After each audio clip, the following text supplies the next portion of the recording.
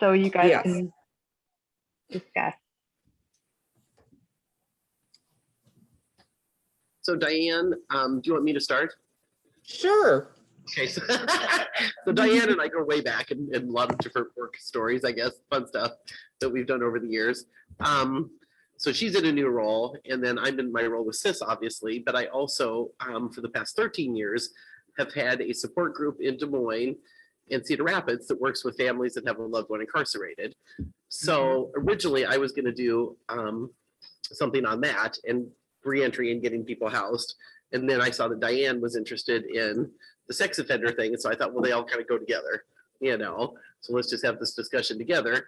And I as well do not have a presentation. I just know my frustrations over the years of trying to help people. And I think that's where Diane's at as well. So I think we're looking for maybe some expertise in the room, right, Diane, to help us Yes. on how to get some of these folks housed. You want to add anything, Diane? Well, yeah, I mean, there is a frustration, and you know, there's not many places, even though Iowa is rural for the most part, where somebody can rent a unit that is 2,000 feet away from numerous things, you know, for that 2,000-foot rule. You know, and I know some individuals see this as, you know, some of the worst kind of offenders. You know, I agree with that, but ultimately, you know, they've done their time in prison, and you know, they need rehabilitated just like any other offender, and have human rights as well. You know, and you know, wouldn't it be like ideal if there was money to put out there to house them, you know, in a place, you know, maybe at some spot on the state, you know. If you wanted to come over to my freezing cold office and listen, you're more than welcome. I'm sorry, what was that?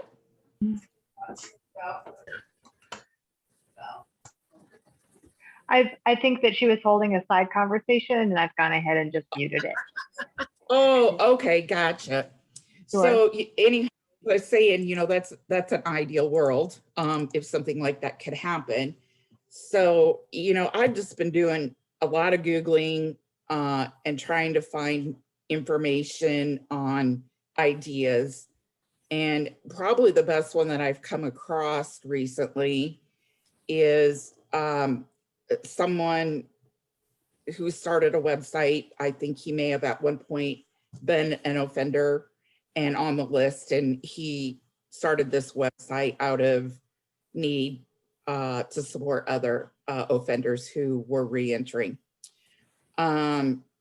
So in any given state, if you can bring up the offender registry and look at it in map version or an area of the state where you are looking for housing for an individual who is on the offender list, is like, if you can find where others are housed and maybe like Google that address and figure out what it is and try to like track down owner, landlord, management company and whatnot. So anyhow, like I said, that's probably one of the best ideas I've come across in my research. You know, is there anything ever out there in any of the communities you guys like my ideal for that would be, you know, just one apartment building that is all. Yeah. Severe problem with that. And for some of them, I think it's something like between 75 and 78% of registered sex offenders are not actually child molesters. They're on the registries for completely different things. Yeah. And they group those guys together, which makes it hard because I mean, I would be more apt to have somebody living next door to me that got on the registry because he was peeing in public, rather than somebody who did something with the child, because obviously that's like the most heinous thing, and we all agree on that. But they don't, they give people the information of the sex offenders live here, here, here, but you don't get to know why. You have to actually dig deep into each of their cases. Yes, that, yes. And that, because I know a couple people, or I haven't known a couple people in the past that their offense was not a child. it was a completely different thing, Right. but they still, for the rest of their lives, they're on the registry, so for the rest of their lives, everybody looks at them in that way. That being said, they can't, when you put a whole bunch of people, there's a trailer park, I want to say it's in Davenport, Iowa, because I used to live there, where 98% of the people that live in that trailer park are registered sex offenders. And when you get the people that you actually need to watch, be careful with, they tend to feed off each other, and it becomes a bigger issue when they all live in the same area, like in the same building. Yeah. Okay. I had thought about that too, that could be problematic, yeah. Been on top of it for years. And then Yeah. there is a way to apply. Could you please move the, thank you. Could you, that'd be great. Yeah, I've been helping a young man try to get off the registry right now in Des Moines. It is quite the process. It is. Yeah. And a lot of the, when they, I know somebody specifically I'm thinking of that is a great guy. He has a family now. His children adore him. He's not, when he was 17, he had a girlfriend who lied about her age. And I've read all the. And that's I've what read this the stuff. situation is that She I'm lied working about with. her age, and he ended up, the prosecutor that was in, and this was in Illinois, the prosecutor that was on the case just did not like sex offenders, thought that they should all just be like taken out back and shot like a dog. And the attorney that he had for the case was just, I don't even know how that person was a lawyer. So they nailed him to the wall at 17. He went to prison at 18. And the girl that he was dating, and it was his girlfriend, it wasn't a one night thing, that they were in teenage love. Like 4 or 5 months after he went to prison, and he spent the next 7 years in prison, she skipped town with a 30-year-old. So fast forward 20 years later, he still has to register everywhere he lives. He still has to deal with that stigma of being a registered sex offender, even though it wasn't a violent thing. It Right. was completely consensual. He was a child himself. Mhm. And because he was so close to the cusp of 18, they nailed him to the wall that he's got predatory sexual. And there's no reason for that. So, and it's very frustrating, especially for somebody, this is a friend of mine, very good friend of mine, I've known for 15 years. And it's frustrating because I really wish because he can never go to his kid's place. He can't pick his kids up from school. He Mhm. can't even be at the school. I mean, and this creates a problem because now his kids are they're 9, somewhere around there. His kids are like, well, why can't daddy come see my play? Why can't daddy come to daddy-daughter day? He can't because the principal won't allow it. And that's, and had he had a better lawyer when he did that at 17, his mom was poor, they didn't have money. So when he had a better lawyer, things may have turned out differently. Right. And if he had money now, which he has enough money to live on, but not enough money to hire a fancy lawyer, he could get off the registry, but it's a lot of process and a lot of work to do that. And most of these guys don't have that money to do that. Well, and I know, with my experience doing the re-entry stuff, when guys come out of prison and they come to Fort Des Moines, and they're on fast track, 30 days, you better find a housing, you better find a job, all this stuff within 30 days. And it's impossible, isn't it, Diane? I mean, it's, you can't, Yeah. in certain places you can even work, let alone the housing piece of it. Mm-mm. Now, earlier when you were talking about how you were gonna add, because I wasn't gonna come to this one, then you said you were gonna add to it, people getting out of prison, and my thought process went to transitional housing. Because we get people that go into a 30-day rehab center, and in 30 days, they've got to find a place to live. And most of them have DHS cases, so it has to be a place that's suitable for their kids. Mhm. And they have to find a job, and they have to find a car, and they have to find all these things, and they can't do it. Mhm. And a lot of my clients are going through that, like, and when you first get to rehab, they don't, the first day, they're like, the first thing you need to do is find housing. They wait a couple weeks into it. And then, oh, you should probably start looking for housing. And most of them, they get out, and rather than being able to go to a safe place with their children, they have to go back to their old environments, which means they're gonna go out and they're gonna get high. Mhm. And it's really frustrating.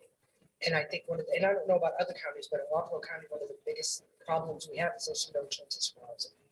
There's like a couple of sober living houses, but it's $450 a month Mhm. for one room and a shared kitchen. Right. That's a lot of money, especially when you don't have a job. Right. And it's just, it's frustrating because there are people who really wanna stay clean, but they can't get the things they need to accomplish that goal. And it's the same when people come out of prison. Right.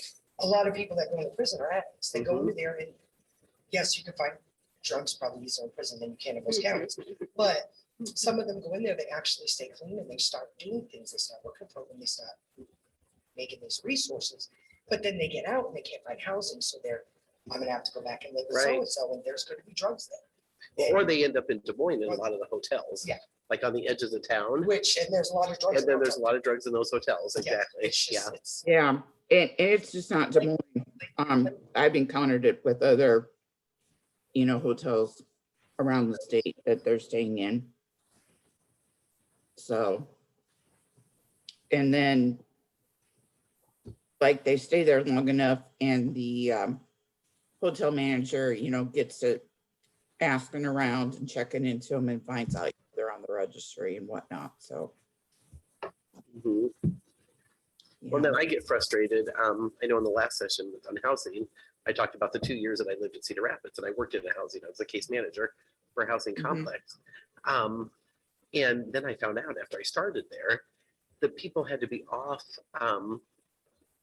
out of prison like over 10 years to even get housing for this particular place that I worked for, which was so disappointing to me because I had done that all this doesn't even reentry make work. any sense. No, and it could be the smallest little charge, and so I really was trying to advocate there that, it's an individual basis, you might have this little tiny charge, there might be this big charge, whatever, but let's go case by case. And so that was always very frustrating then as well, because everybody deserves that second chance. The biggest thing is that the whole system is broken. Mhm. All of it. From the Yeah. very beginning of it to the very end, but the whole system is flawed. And I don't know how to fix it. Yeah, Everybody else has that frustration. I don't, like, I'm one person. and Right, do I the know. best I can for each individual case, but I can't go in there and start shaking judges and say, listen, this is what you should be doing. This will make life better for everybody. It's like they set Very everything up to just frustrating. fail everybody. It's very frustrating. Yeah. And I have at times been able to find some rentals that are far enough away from children, within that or outside of that 2,000-foot rule. Well, then you run into that the landlord won't rent to them because of that on their record. So, Or it's a trashy place. well, that as well, You can live here, but they're working. not Yeah. fit for humans Yeah, to live there because it's infested or has leaky roof or, any number of things. So yeah, it is definitely very difficult. And so I've worked for MCOs I'll be starting my 5th year here. But I recently became a housing specialist at Iowa Total Care in October. And in that time, we're just seeing more and more of them having housing issues.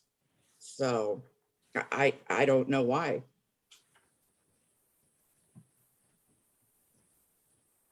A friend of mine is getting ready to take over this old funeral home in the town.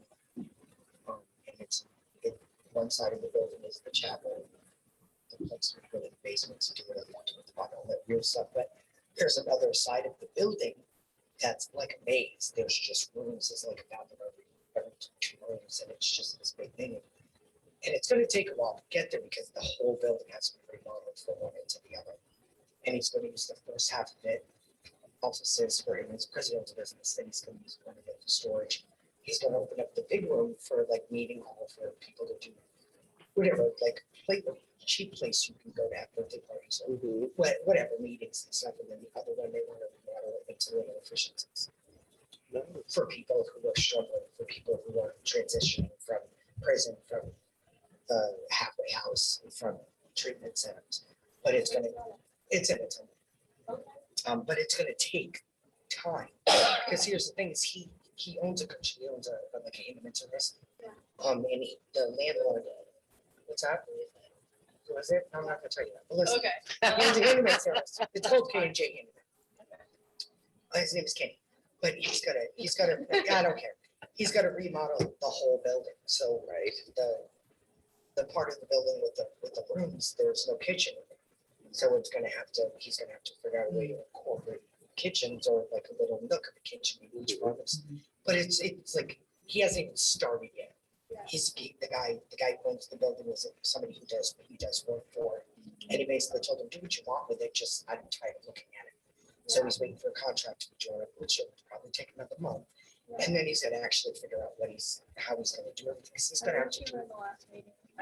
he's gonna have to do. I know, all the work. housing, He's yeah. gonna have to do all the work himself. like his brother. So it's gonna be a And his slow brother's getting process. ready to get out of prison in a couple Well, months. is there gonna be more reviews and stuff like, I mean, I haven't talked to Lois at all.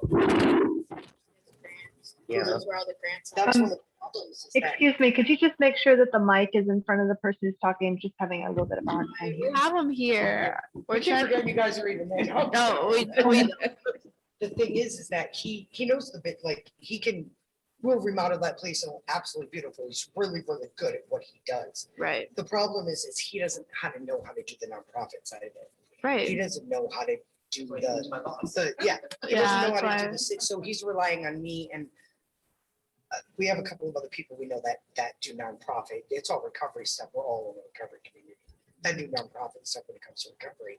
So he's gonna be relying on us to help him, like, listen, this is what you have to do. You know? Yeah, But it's just it's like at the very beginning stages of it, and I'm Right. super. Mhm. Every time I've been hearing lately about, oh, we should do this, and I'm like, this would be a great place for it, you know. But I've got to wait for his timeline because he's Right. already overwhelmed with what he's going to do with this property, and I'm like, I've got so many ideas. So hopefully, yeah. in a couple of years, you know, it probably takes a couple of years to get something Yeah, like that. and I missed what town you said that was gonna be in. Oh, it's someone. Atumwa, okay, and it's gonna be a halfway house for offenders? No. No. Half of it is going to be, it's okay, so it's an old funeral home. Okay, Going to be a meeting room that people can cheaply rent out for whatever they need, parties, weddings, Okay. whatever. Maybe meeting rooms for recovery groups, and things like that. And then he's gonna have his offices and he's gonna have rooms for storage, because for tools and equipment. And then there's like an upstairs, which I think he wants to do residentially.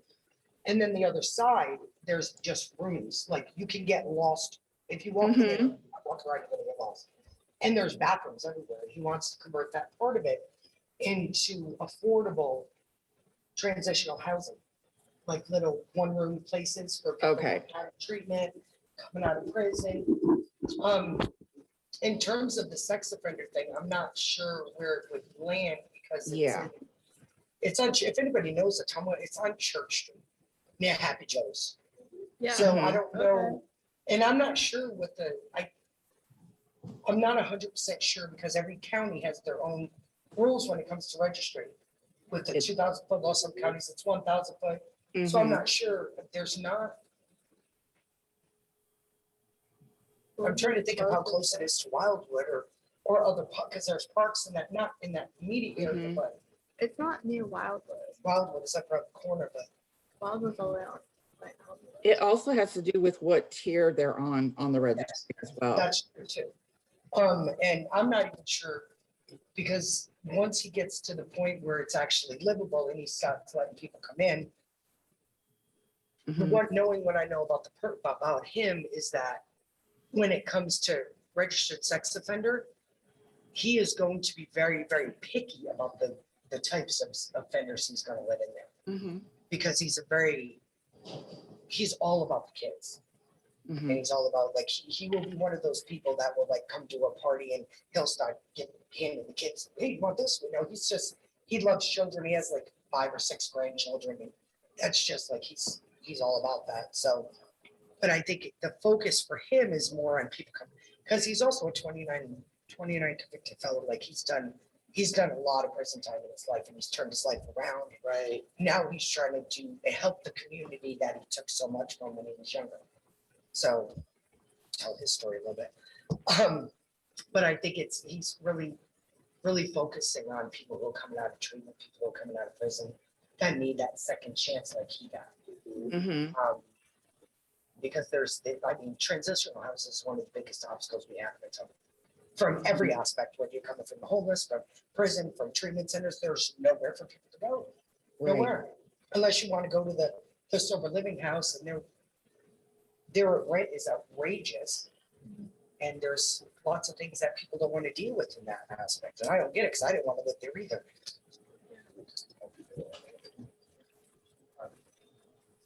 So I couldn't read it. what are they doing in Indianola? I asked Sue what they do in Indianola. Warren County as a whole, as far as housing, really, we have one location called the Heel House. And it's just a 12-unit place. They are privately funded, so they are very, you have to have a UA to get in, to be able to be eligible. And so for those that cannot make that requirement, there's nothing.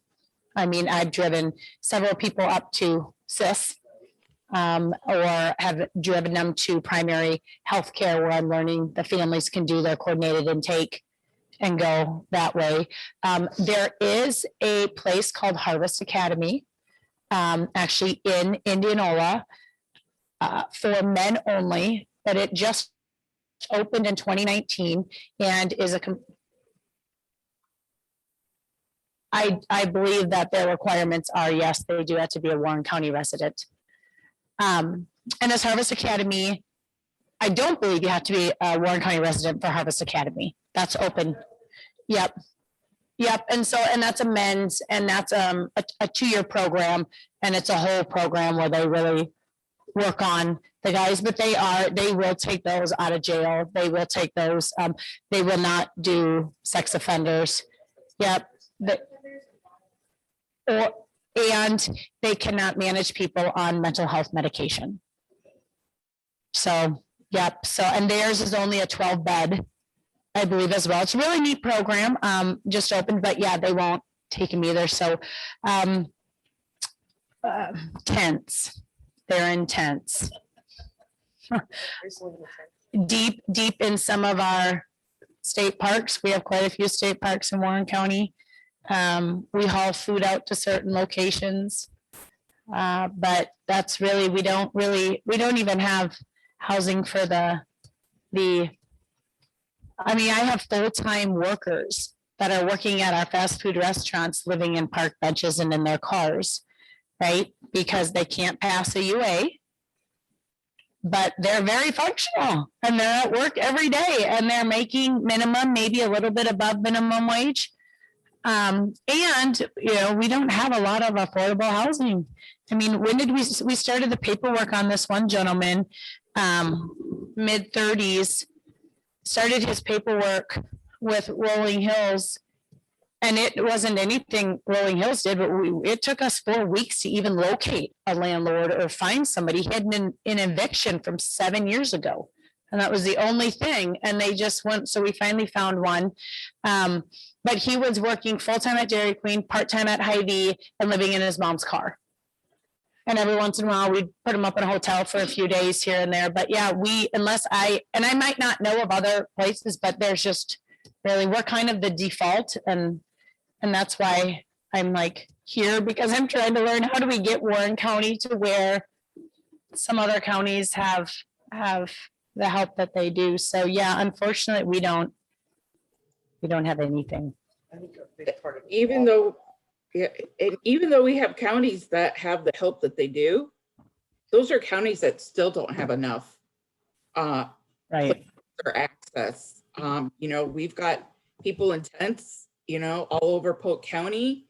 I'm sure it's that way in Lynn County, maybe Johnson, and probably some other places around the state that people are living in tents. And I definitely hear of people living in their cars frequently. And I think we have a system. We have a system that just can't keep up with the demand right now. And it's not going to go away. I think we're going to see some horrendous numbers and data as we step into, after the rent moratorium's over and step into this late summer, early fall. And again, it's mental health. We're overgrowing our system in mental health. And I think we're overgrowing our current broken system as well. So, yeah, time for change, Yeah. but it takes a whole group. Yeah, it seems like people's situations are getting worse. You know, there were those that had maybe assistance available when it was COVID related. But you know, we now are taking away the additional $300 a week for unemployment. Not all those people can go back to work for multiple reasons. It's not just about not wanting to work.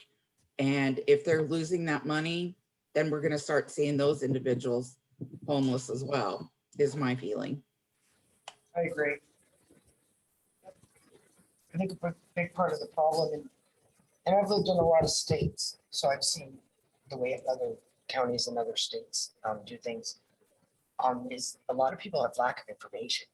In Florida, I used to live in St. Pete, there's a place called Daily Bread.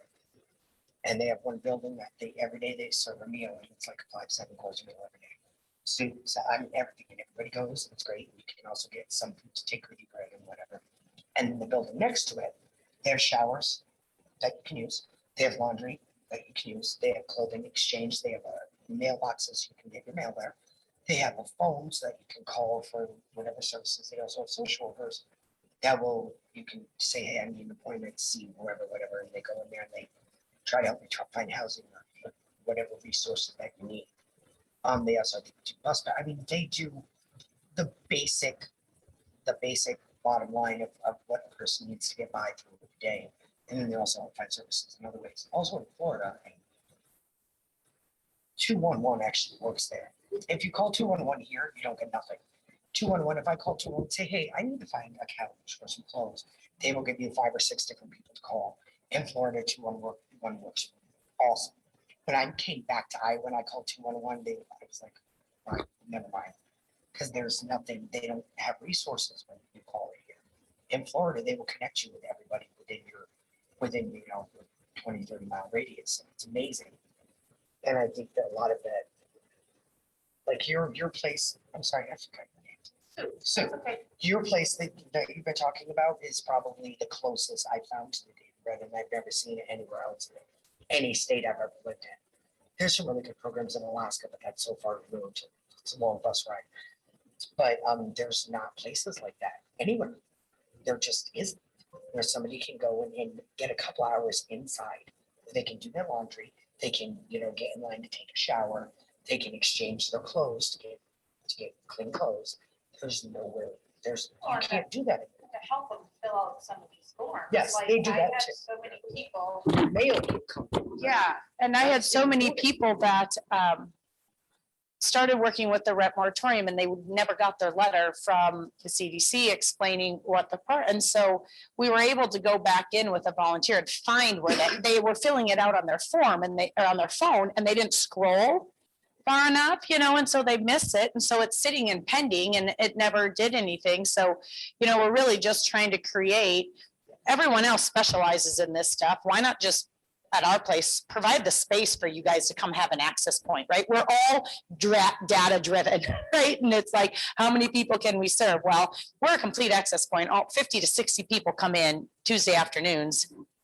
Let's apply for a grant to get some laptops and just let them go and have whoever in our area is willing to come help us and just sit. I mean, we had Warren County General Assistants there for 4 hours, and I think they helped 9 people, and all their paperwork was just in like the stuck phase.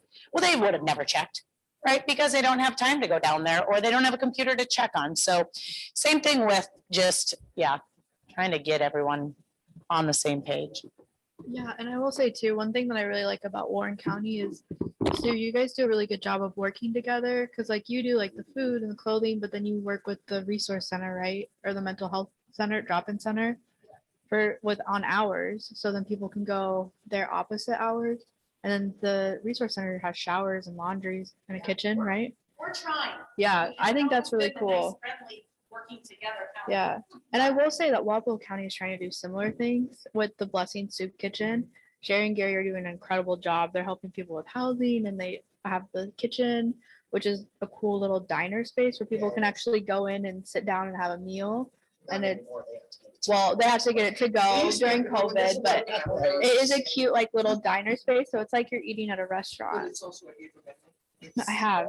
Yeah, It's it like is. It is 10 small. by 3, Yeah. it's just- But anyone in the community can come in too, and you can offer a donation if you want, but it's just not required. Anyone, and the front space is a coffee shop for like businesses and like, but they're doing they're trying to do like clothing and stuff also, and they're trying to expand into the next place. So there is like something in Walpole County, I think. And I Yeah, there's think- lots of different places. It's just like trying to bring. And I bring think that together. model helps break that stigma down, right?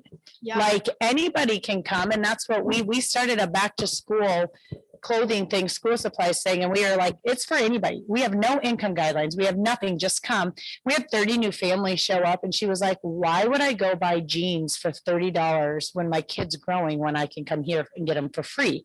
I'm like, I don't know, but the more we all just shop in these places and sit down and have meals and everything else, like with our food recovery, we bring it into the schools and we tell the teachers and the principals, like, walk around eating one of the sandwiches. Because the kids will go, wait, what? You get them too? It's like, yeah, it doesn't matter. Everyone's hungry. Anyone can have it. And so I think it's just those small things too, to continue of like, there's no requirements. You are welcome to walk in here. Well, and for Diane, I don't know if you're aware, Diane, that CIS, Central Iowa Shelter, we do open our doors all day long. So campers. Yep, can I'm come aware. in, they can come in and shower. They can eat lunch with us. They can take classes. They can meet with somebody, do the food pantry, all that. Yeah. So yeah, so if you do have residents that are, outdoors for whatever reason. Yeah, certainly no, that's come awesome. down. One of the things that I see, and this is one of my pet peeves, and I immediately jump on somebody when it happens, is somebody will have like 3 or 4 bags of clothes. And like, oh, I'm gonna take it to Goodwill. Why would you do that? Goodwill is not a charity organization, it's a business. The CEO probably drives a Lexus. Bring it to First Resources, bring it to the shelter. People don't realize that a lot of these bigger places like the Salvation Army and Goodwill is a business, Salvation Army, and I've been homeless in many states, and the Salvation Army doesn't do anything for everybody. They just don't. They do.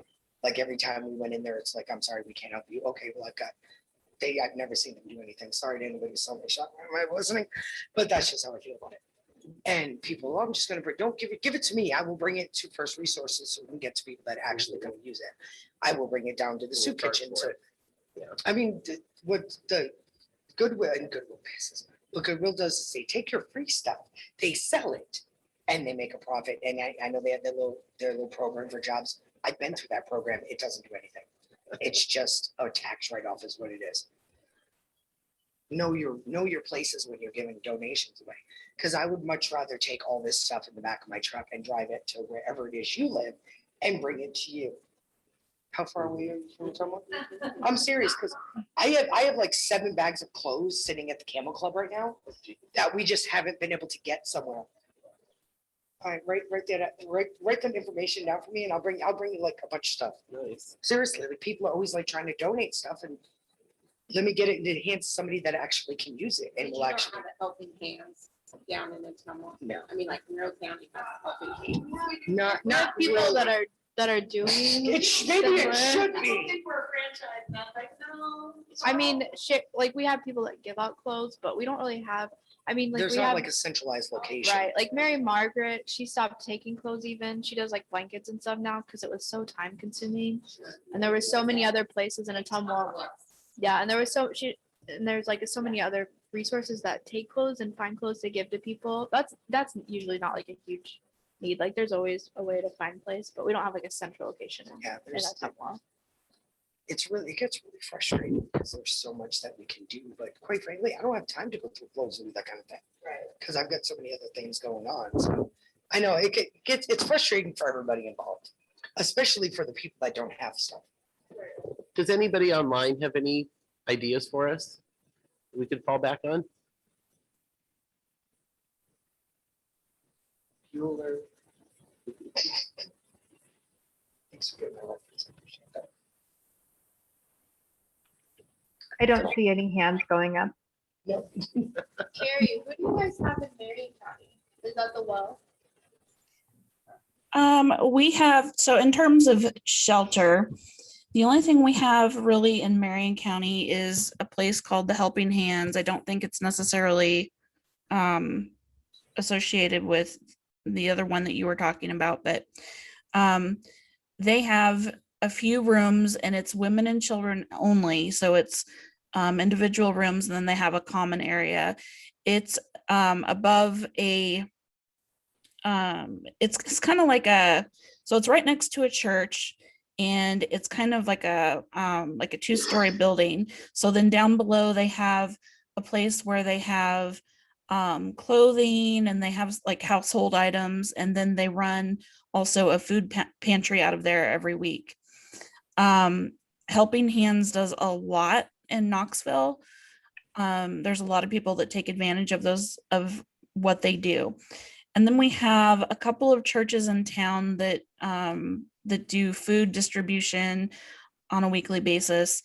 Other than that, we don't have anything for shelter. We do have the well. So we have the well in Pella, and then the well here in Knoxville. And they basically have, I'm sorry.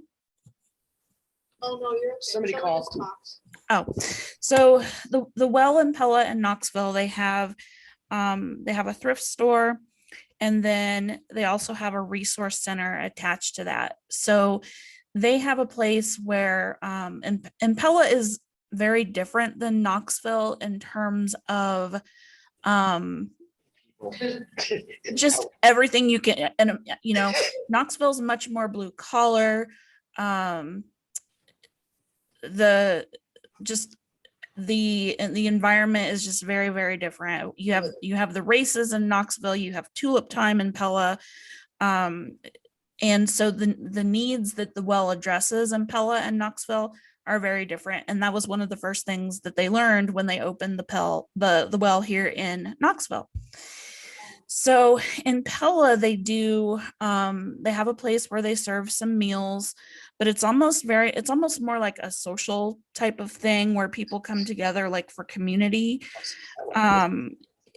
If they do something like that here in Knoxville, it's much more because I think there's a need.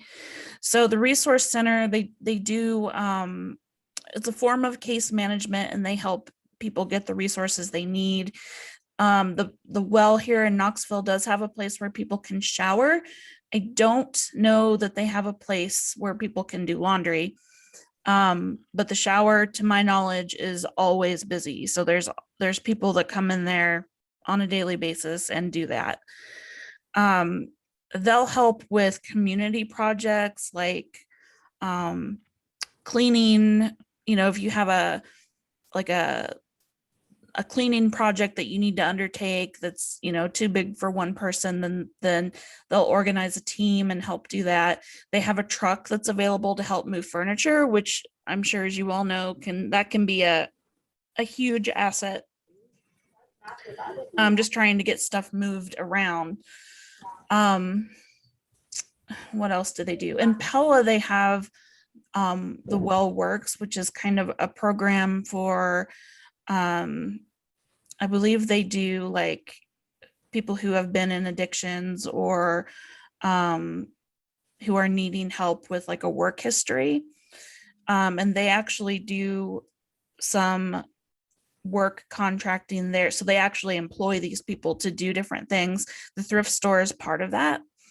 But so yeah, you can donate stuff to the well and it will actually get used. They will actually take it and it will go for a good cause. They do a medical equipment exchange, where if you have a hospital bed or you need a wheelchair or a scooter or a walker or whatever, then you can just go in and basically sign that out and use it for as long as you need. And then when you're done with it, you just bring it back. So they do a lot of great things. However, and they do classes and stuff too. They do a lot of great things. However, when it comes to resources from them to like help with housing, it just seems like they're very hesitant to commit to paying for anything. We've had several people that have come to our program and have said, I need help for rent or whatever, and was told that they couldn't help me. So but the reality is that I also know that there are people that they have helped. So it's just kind of, you know, they're able to help to a point. But as far as shelter goes, I mean, we're pretty limited in Marion County. As to my knowledge, we don't have anything available for men. And what we have for women and children is extremely limited. I do believe that, at least I have heard, I've never seen with my own eyes, but I have heard that we have a couple of places where people camp. One like closer to the river. Of course, we've got Lake Red Rock and the Des Moines River, but then at one time there were people that were supposed to be living in a tree house somewhere here in town, and I never actually saw that with my own eyes. But the county has recently come and said that the county park, which is right on the edge of town, they're not going to allow people to camp there. So yeah, that's Marion County in a nutshell. Okay. Thank you. That was a lot, sorry. No, that was really helpful. I didn't know that the well offered all of those services. I do have a question for you, Diane.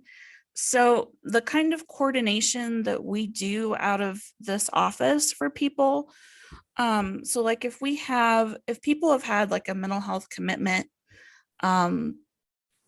we'll follow up with them, like if they've been in the hospital or whatnot, and we'll help with discharge planning. And so we'll work with like MCO case managers, especially if we're having a hard time finding resources for somebody. So Yes. I was just interested to hear more about what your role is with housing. Okay, sure. Great question. So if any of our members are having issues with housing, whether they're rent burden, they're facing homelessness, they've got an eviction, you know, just any housing related issues, if they're looking for rent assistance because their income is decreased, whatnot. We get referrals for housing from individual case managers, both on the non-waiver side and on the waiver side. We might even get a community agency that will contact us and say, hey, we have a member that's on Iowa Total Care Insurance. You know, can you help us with housing options for a member?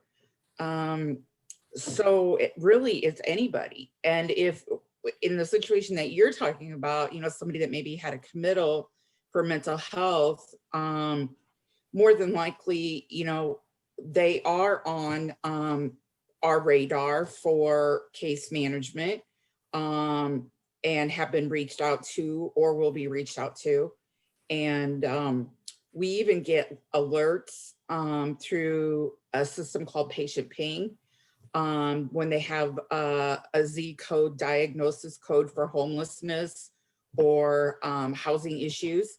And so that just alerts us that, hey, we need to look into this member, try to contact them, you know, do they have a case manager already?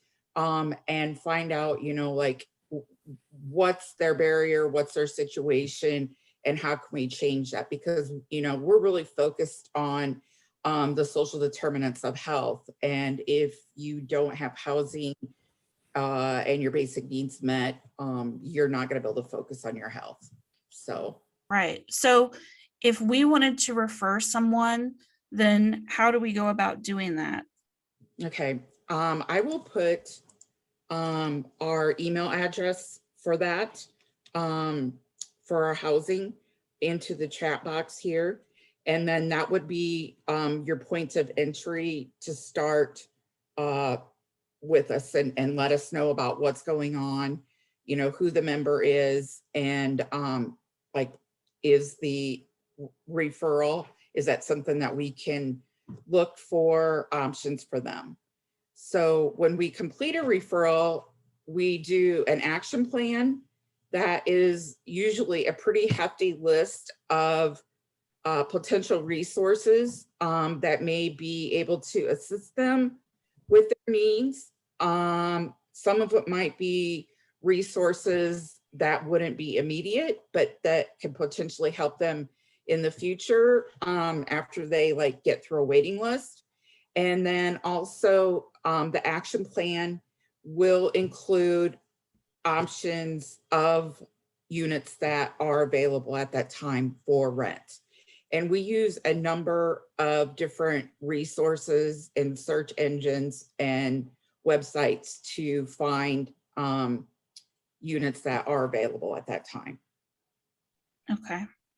And, you know, within their rent range, like, you know, we ask about the income that the individual has, what is the source of the income, and, you know, what is their monthly affordability for a unit. And even if it's zero, they have zero income, we might look at that member and say, hey, you know, they should apply maybe for Social Security disability. If that hasn't happened, we actually contract with a company that will reach out to our members and help them with that application process and see it all the way through at no cost to the member. And like, they don't have to pay like for an attorney if it needs to be appealed. That organization will see them through to the end of that process. So our realization in the investment of that is that if they get that Social Security disability income, likely it's going to help them have their healthcare needs met better if they have that housing and stuff secured because they've gotten that income. That's amazing. So I had no idea that you all did that, because Yeah, typically what happens if someone has been denied, then if they get a lawyer, then of course the lawyer will take a cut absolutely. out of the initial payment that they get. So Mhm. you're saying that you have access Yeah. to a resource that will work Mhm. all the way through for a person, and they don't have to do that. Right. So we contract with Centauri, and so if an individual has recently applied and has been denied, Centauri cannot help them with the appeal and or reapplying until 6 months has gone by. Oh, okay. If 6 months has gone by, then they will take the case and go from there. If they've never applied before, they'll take it and help the member get, you know, all the paperwork and documentation that is needed to submit for Social Security. So, so the referral process then is just an email that we send? Yeah, well, I'm gonna put that in the chat box, like I said. Awesome. Okay. That's amazing. Yeah, and then So- also, if you wanted, if you had an individual that you thought maybe could benefit from the assistance for the applying for the Social Security disability as well, you could just email us at that email address too, and we can get that onto the appropriate person that handles the referrals internally. And then contacts Centauri and provides the member's information. But you know, Awesome.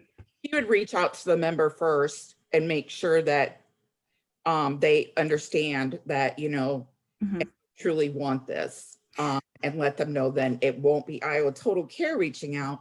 It would be somebody from Centauri. And Diane, would that be for any county? That's, Yes, they it's would- the whole state. Mhm. because I did SOAR applications for 3 years in my previous job and did Social Security applications, but Yep. I just don't have time. Yeah, I mean, it's a tedious thing.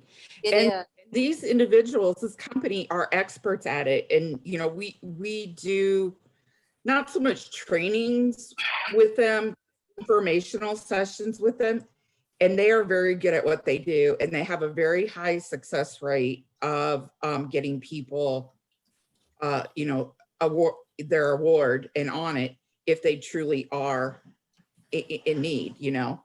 It's not going to be of course, individuals that don't meet the criteria, but they Right. have a lot lower rate of it being rejected and not having to appeal. Well, and when I was doing it, I mean, so I kind of got it figured out. So the people that I could refer, I know what they need to get. But when in 3 years, I did 50 applications and everyone got their benefits. It was, Oh, good so yeah, job. yeah, it was, You're it an was, expert then. yeah, but Yeah. it was wonderful. Uh-huh. Oh, gosh, that's awesome. This is Tim Wilson from Home Forward, Iowa. I wanted to chime in and answer, complete the answer that it looks like Kima started to your question, Diane. So yeah, I actually know something here. Just for those of you I haven't met, and I have met several of you, Home Forward Iowa is a housing and services advocacy organization on behalf of Iowans experiencing homelessness. But I'm pretty sure that the housing vouchers that you're talking about, they're called emergency housing voucher. And they were, as is indicated in the chat, they were allotted to Iowa City, Sioux City, Des Moines, and Surha, and actually Cedar Rapids and Waterloo as well.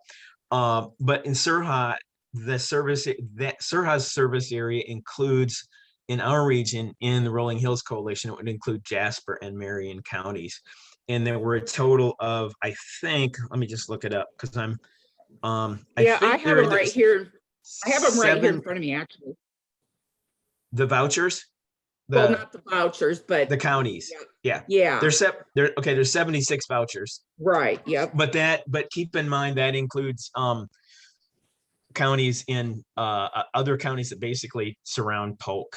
Yes. So but Amber Tompkins will be part of the conversation with the other regional leads and the and Surha as to how they're going to divide that up, who's going to take on what responsibilities and so forth. And those conversations are going to be starting pretty quickly because they need to have a plan in place in the next few weeks. So anyway, there you go. Great.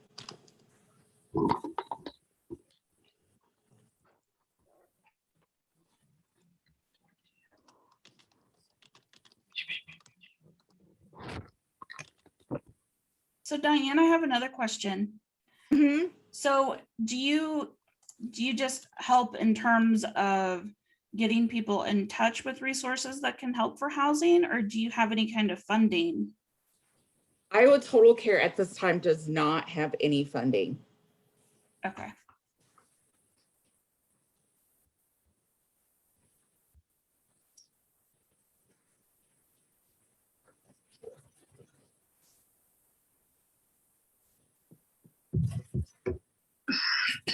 Another question is, okay, for the folks that you were talking about that help with the disability, if someone's incarcerated, will they go ahead and start that process?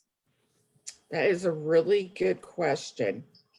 I'm going to send a message to our internal person here that is our link between Iowa Total Care and the Centauri people. I believe you could start that 90 days before they're going to be released. Okay.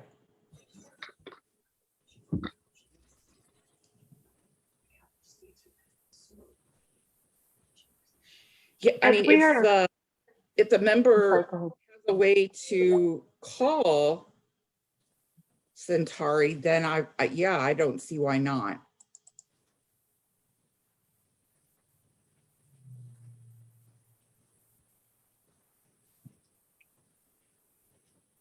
We have about 5 minutes left in this session, and I just wanted to mention that you do have a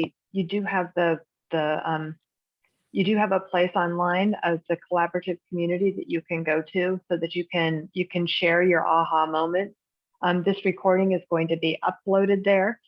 Sometimes if you have the recording and then somebody shares some aha moments or what they got out of the session, it can draw people to take a look at that recording, and you may discover somebody who watches that recording and realizes that they have some information they might want to share with the group. And I'd also like to encourage you to take a look at some of the other recordings for sessions you may not have attended.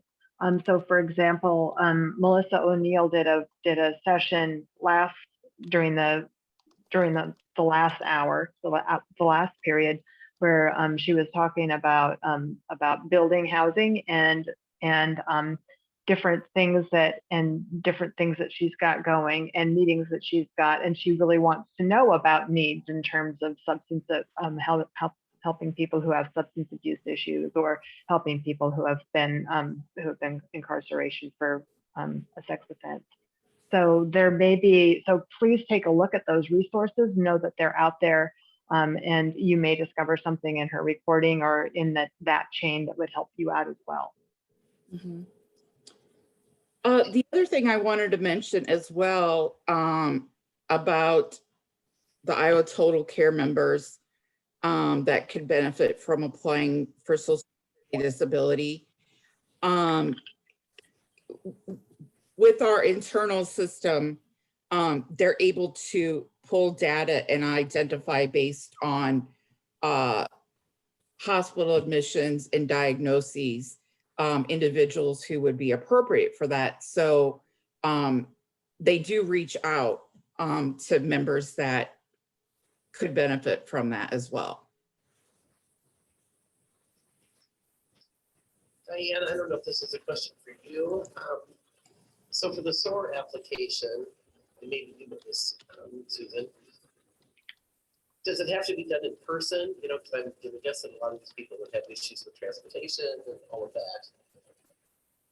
I'm sorry, Melissa, I didn't understand what application you said. Is it called the SOAR application for disability?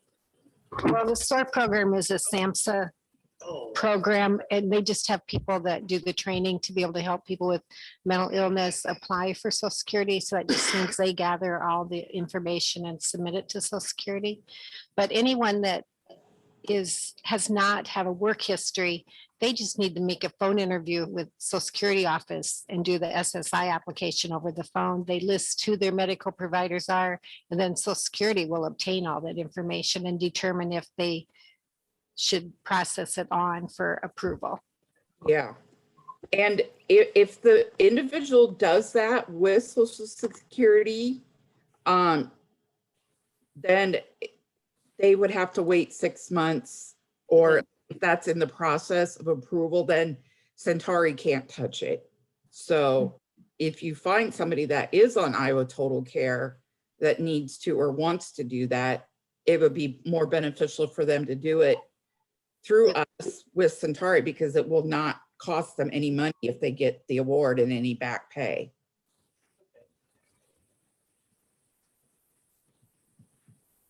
Does that make sense? yes, thank you. Okay. And Centauri does that all over the phone as well. There's nothing in person.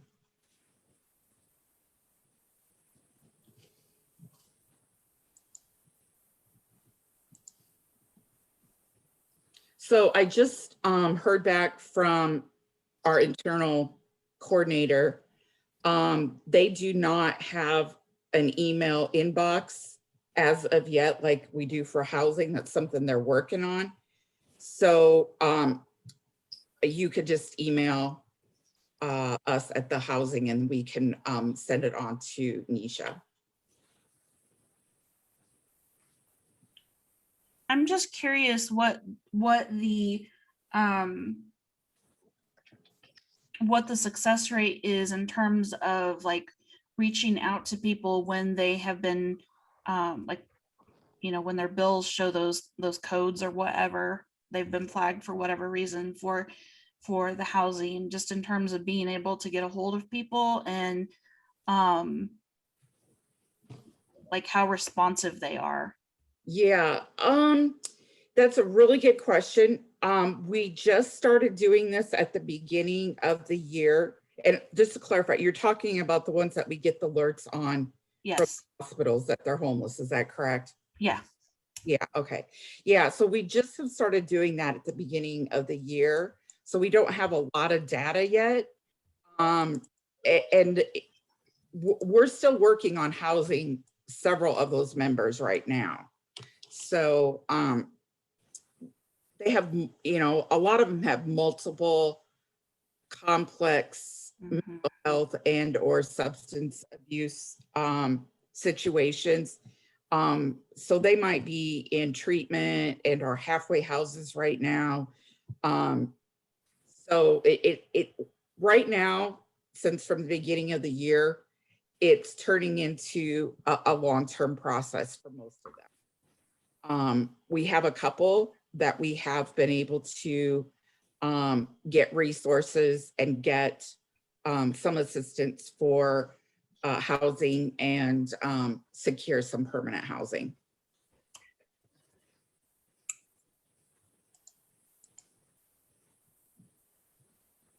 I'm going to put actually Nisha's personal work email address here in the chat box. And she said you could email her directly if you have a member that would be a potential referral for Centauri. Okay, thank you so much. You are welcome.